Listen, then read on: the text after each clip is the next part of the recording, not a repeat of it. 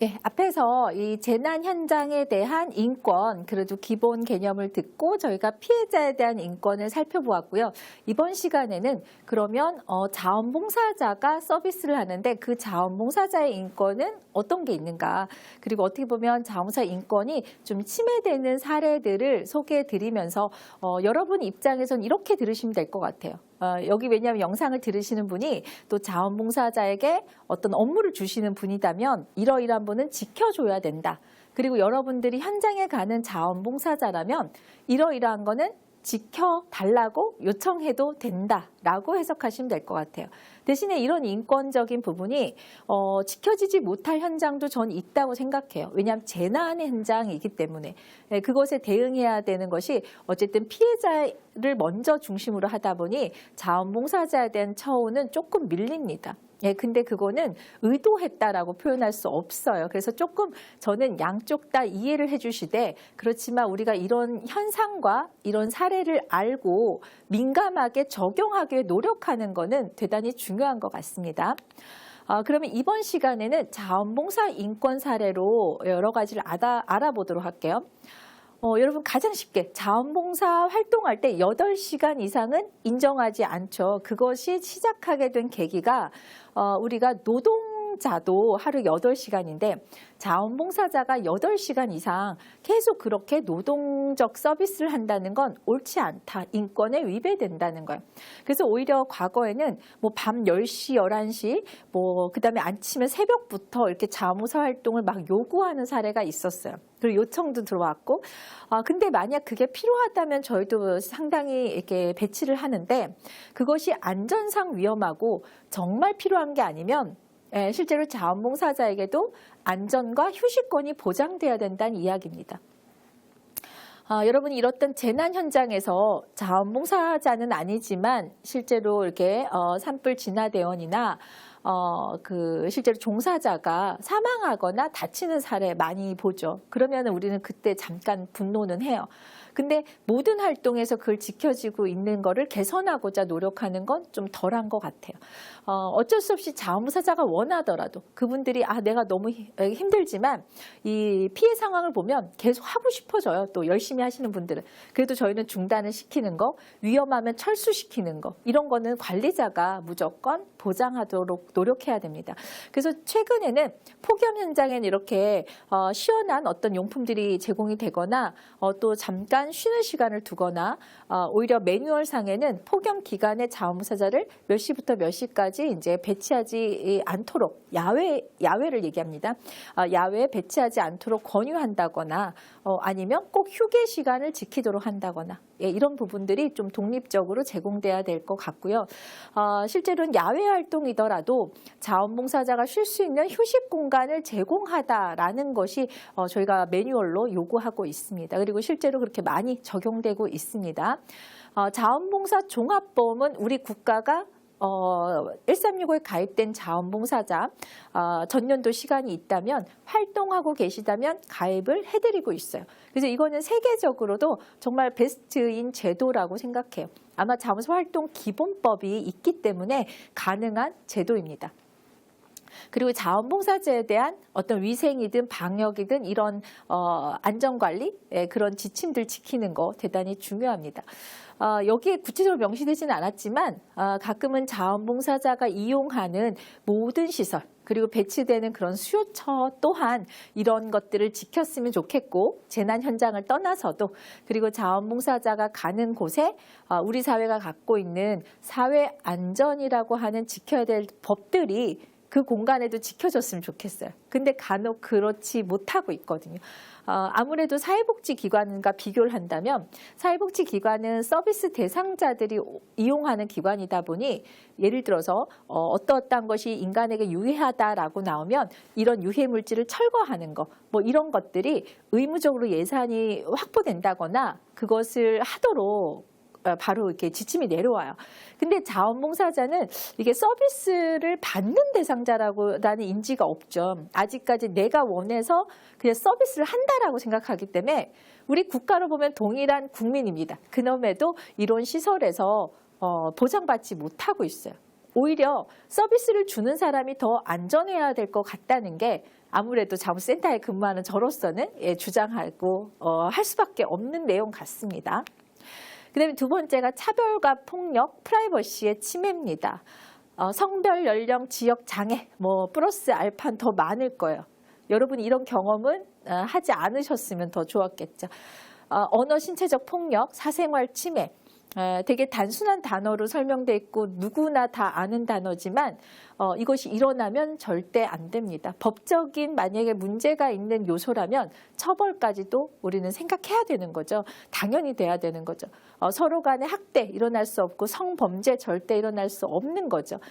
근데 그거는 아주 강력한 범죄를 얘기 드리는 거고 범죄까지 가지 않더라도 우리가 누구의 프라이버시를 침해하지 않기 위한 노력을 서로 해야 되는 거. 여기는 사진, 영상 촬영, 공개하는 거, 무단 유출되는 거 이런 거 다 안 된다라고 말씀을 드립니다. 그 다음에 업무를 강요하는 거 안 되죠. 업무를 강요할 수 없어요. 그래서 자원봉사자가 할 수 있는 만큼 하시면 되고 오히려 자원봉사자한테도 묻습니다. 이러이러하게 어려운 일이거나 이건 이만큼의 시간이 할애되거나 본인의 또 어떤 비용이 부담될 수 있거나 하면 동의를 구하고 그분이 해야 되지 모르고 신청했더라도 신청했으니까 무조건 하세요라고 강요해서는 나중에 도리어 갈등을 유발합니다. 그리고 부적절한 어떤 홍보, 인권을 침해하는 이런 홍보들도 이루어져서는 안 되고요. 안전교육, 보호장비 없이 투입하는 거 아주 위험한 행위죠. 그래서 자원봉사자이자 그냥 시민으로 바라보시면 오히려 우리가 더 이렇게 인권을 보호하게 될 것 같습니다. 그다음에 정확한 정보가 미제공되는 게 인권 침해 사례죠. 여기 우선 제목은 제가 인권 사례라고 해놨지만 그 주제를 갖고 온 거예요. 현장이 얼마나 위험한지, 오늘 어떤 내용 하는지, 위험을 떠나서도 오늘 무엇을 하는지, 그리고 무엇을 우리가 준비해주고 기관에서 준비해주고 스스로는 뭘 준비해서 와야 되는지 알 권리라고 표현했죠. 똑같습니다. 정보를 알 권리예요. 그래서 사전에 공지를 많이 받을수록 서로가 이렇게 대화가 잘 되고 갈등이 적고 그 안에서 위험 요소를 서로 제거해낼 수가 있습니다. 그 불필요한 혼란을 겪지 않도록 하는 거가 대단히 중요합니다. 하다못해 시작과 종결 시간까지. 그리고 식사는 주는지 안 주는지 등등. 그래서 활동 일감이 올라가 있는 걸 보면 그 안에 내용들이 있는데 자원봉사자 입장에서 말씀드리면 이걸 봐도 난 잘 모르겠어 그럴 수 있어요. 경험치가 적으면. 그러면 전화해서 본인이 알고 싶은 걸 물으셔도 됩니다. 만약에 물었는데 그 기관이나 이 일감을 올린 곳에서 대답을 잘 안 해주면 그걸 선택하지 않으셔도 돼요. 실제로는 그것에 대해서 여러분들이 선택하고 하시는 거지 여러분들이 무조건 해야 되는 활동은 없다라고 설명을 드립니다. 그 다음에 인권 친화적 자원봉사 문화 확산입니다. 앞서서도 말했지만 이 두 가지 포함해서 국가인권위에 진정된 사례들이 이제 포함이 있다 보니 실제로 그것을 예방 관리하는 게 중요한데요. 실제로 인권 친화적이라는 것은 여러분 친화적이란 게 어떤 단어인지 알죠? 그 도시, 그 모든 것에 관여된 사람들 스스로가 다 이 내용을 안다라는 내용을 포함하고 있어요. 그래서 인권 친화적인 문화를 확산하기 위한 행위들을 점점 더 누가 해야 되냐? 관리자들도 해야 되고 자원봉사 현장에서 자원봉사 스스로도 지켜줘야 돼. 자원봉사 안에서도 단체로 움직일 때는 단장, 팀장과 회원이란 구조로 이루어집니다. 그렇다 보니 단장의 입장이 다르고 팀원의 입장이 다를 수 있어요. 그 안에서 똑같이 관리자와 자원봉사의 관계처럼 단장과 팀원 간의 관계에서도 우리는 알 권리, 안전보장 받을 권리, 내가 선택할 권리 이런 건 다 들어간다고 보시면 됩니다. 그래서 이런 문화가 많이 만들어져야 될 필요가 있습니다. 그리고 실제로 우리가 또 재난 현장에서 중요한 거는 거버넌스라는 거예요. 참여 거버넌스에 대한 발언권 이렇게 표현을 했는데 그냥 거버넌스라고 표현을 해도 상관없습니다만 그 안에서 제가 발언권이라는 건 자원봉사자들이 현장에 보면 의견을 냅니다. 근데 그거를 정책으로 갈 수 있고 없고는 의견을 듣는 사람이 다 책임질 수는 없어요. 그렇지만 그것을 차단하거나 무시하지는 않아야 된다고 생각을 해요. 그 현장을 다 모르고 이야기를 하더라도 우리는 그 의견을 존중해서 듣는 거죠. 그리고 수렴한다고 표현을 하죠. 그리고 자원봉사자는 또 거꾸로 해석을 하면 현장에서 만약에 불합리한 게 이루어진다면 건의를 하시는 노력을 하셔야 돼요. 왜냐하면 많은 사람이 건의를 해야 그것이 어떻게 해요? 전달되고 개선되어지기 때문에 나뿐만 아니라 다른 사람에게도 그것이 적용될 가능성이 높습니다. 그 양쪽 다의 노력인 것 같아요. 대신에 여기서는 저는 이런 단어를 썼죠. 건의 드립니다. 발언권이 있습니다. 그리고 거버넌스라는 것 자체가 민간의 벌써 협동 체계 안에서라는 것을 우리는 전제로 두기 때문에 누가 누구에게 뭐 민원 넣듯이 그다음에 그냥 무방비적으로 막 이렇게 화를 내듯이 어떤 대화 소통을 얘기하는 게 아니에요. 우리가 여기서 인권이란 건 나만의 인권이 존중받는다는 건 아니거든요. 서로의 인권이 존중받기 위해서 우리가 주의해야 될 요소를 설명드리고 있습니다. 그다음에 보상과 인정에 대한 거, 무급봉사가 당연히 대부분의 전제죠. 그렇지만 이게 위험한 환경이거나 그럴 때에는 뭐 실비 보상 그런 부분은 또 중요하게 여겨지고요. 왜냐하면 안전을 위해서도 그리고 내가 준비할 수 없는 물품들 준비가 되어 있어야 되는 거죠. 그다음에 활동 인증, 사회적 인정은 기본적인 권리라고 해석이 됩니다. 대신에 모든 사람이 다 사회적 인정을 받을 수는 없잖아요. 그 기회라는 것이 정해져 있어서 어쩔 수 없이 매번 이렇게 심사하고 뭐 이렇게 하죠. 그래서 서운하신 분들이 상당히 많은데 자원봉사 활동 안에서 그래도 이런 제도들이 만들어지는 게 여러분 어떻게 보면 그냥 우리의 권리가 이렇게 인정받고 있다라고 해석하시면 되고요. 대신에 활동 기록 증명서, 감사, 성과가 공유되는 거 이거는 솔직히 다 돈이 들거나 제도로서의 얘기가 아니거든요. 그래서 이 부분은 좀 충분히 이루어지고 또 여러분들이 부족하다면 특히 성과 공유, 내가 무엇을 했고 어떤 게 나아졌는지 이렇게 물어보시면 참 좋을 것 같습니다.